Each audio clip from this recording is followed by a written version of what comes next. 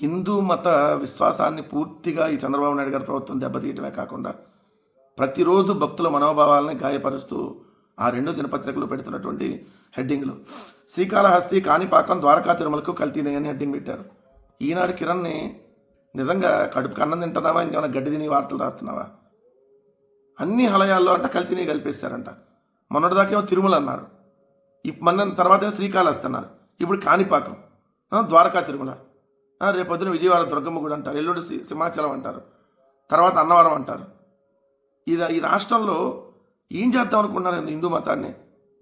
ఈ రాష్ట్రంలో దేవాలయాల్ని చంద్రబాబు నాయుడు గారు ఏం చేద్దాం అనుకుంటున్నారు? దేవాలయాలను మీరు 140 కోట్ల హిందువుల మనోభావాలను దెబ్బతీయటమే కాకుండా ఒకరోజేమో గొడ్డు కొవ్వు, ఇంకో రోజు పంది కొవ్వు, ఇంకో రోజు చేప నూనె, ఇంకో రోజు మేక నూనె, ఇంకో రోజు వచ్చేమో కల్తీ నెయ్యి, ఇంకో రోజేమో పామాయిలు, ఇంకో రోజేమో రసాయనాలు, ఇంకో రోజేమో బాత్రూంలో యాసిడ్, ఇంకో రోజేమో అసలు నెయ్యే కాదు, ఇంకో రోజేమో వాళ్ళ బొందలో కొవ్వు, వాళ్ళ బోల్లో కొవ్వు. ప్రతిరోజు ఈ వార్తలో అసలు ఏం బతుకులు మీది? ఈ దినపత్రికలు అడుగుతున్నా, మీరు కడుపుకి అన్నం తింటున్నారా, ఇంకా అశుద్ధం దీని వార్తలు రాస్తున్నారా? 2022-24లో సరఫరాలో చేసిన సుమతి ట్రేడర్స్, వినాయక ఏజెన్సీ అదంతా వైష్ణవి డైరీ నుంచి తెచ్చిన రసాయన మిశ్రమే అని క్వశ్చన్ మార్కు పెట్టి ఇక్కడ చూడండి. ఇందులో సుమతి ట్రేడర్స్ 2023-24లో కాణిపాకం, శ్రీకాళహస్తి ఆలయాలకు నెయ్యి సరఫరా టెండర్ దక్కించుకొని భారీగా అందజేసింది.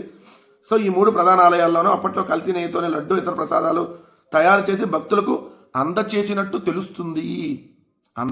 తెలుస్తుందంట. ఈనాడు కిరణం, ఆంధ్రజ్యోతి రాధాకృష్ణ వీళ్ళిద్దరూ, ఎందుకంటే వీళ్ళిద్దరూ ఏ రోజు కూడా మంచి నెయ్యితో వీళ్ళు తినుండరు. వీళ్ళకి గొడ్డు కొవ్వు, పంది కొవ్వు అంటే బాగా ఇష్టం. గొడ్డు కొవ్వు, పంది కొవ్వుతో తయారు చేసుకొని అన్నం తింటారేమో. ఈ వార్తలు రాసేవాడిని అడుగుతున్నా, ప్రతిరోజు మా హిందూ మతాన్ని అవమానపరుస్తూ మీ గొడ్డు కొవ్వు, పంది కొవ్వు, బాత్రూంలో యాసిడ్తో అన్నం తినేవాడు ఇట్లాంటివన్నీ రాస్తాడు వార్తలు. ఇంకా ఆలోచించుకోండి, ఇంక వాళ్ళ బతుకులు ఎలాంటివి. అన్ని గుళ్ళకి కలిపేశారు. నేను ఇప్పుడు అయిపోయింది మొత్తం. ఈ రాష్ట్రాన్ని సర్వనాశనం చేయడానికి కంకణం కట్టుకున్నాడు. ఇదేంటి వినాశకాల విపరీత బుద్ధి వీళ్ళకి వచ్చినట్టుంది. పోయే కాలం వస్తే మనం ఏం చేస్తాం? దేవుడితో పెట్టుకుంటే అంతే. దేవుడితో పెట్టుకుంటే మట్టి కొట్టుకుపోతారు. ఖచ్చితంగా మీ 2 దినపత్రికలు కూడా రేపొద్దున అది జరగబోతా ఉంది. చంద్రబాబు నాయుడు గారు తప్పుల మీద తప్పులు చేసుకుంటే మీరు ఇంకా తప్పులు దాన్ని ఇంకొద్దిగా 4 కథలల్లి రాసి ఇంకా మీరు తప్పులు చేస్తూ ఉన్నారు. దీనికి తగినటువంటి ప్రాయశ్చిత్తం ఖచ్చితంగా అనుభవిస్తారనేది వాస్తవం.